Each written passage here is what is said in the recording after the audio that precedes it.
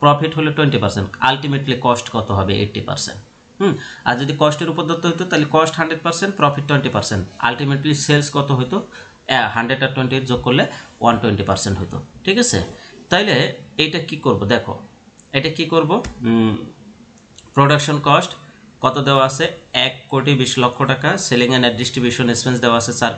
4 লক্ষ টাকা, administrative expense দেওয়া আছে 20 লক্ষ টাকা, টোটাল কস্ট হলো 1,44,00,000 টাকা। ওকে, অ্যাড করতে হবে প্রফিট, কি করতে হবে প্রফিট, কার উপর প্রফিট করতে বলছে, অ্যাড করতে বলছে অন সেলসের উপর, তার মানে কি এখানে তো আমার সেলস ভ্যালু নাই, এখানে আমার কস্ট ভ্যালু আছে,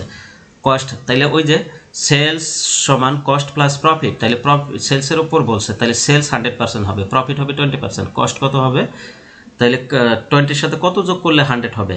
কস্ট প্লাস প্রফিট সমান তো সেলস, তাই না, তাহলে 80% যোগ করলে 100% হবে। তাহলে এই যে কস্ট হলো 1,44,00,000, 1,44,00,000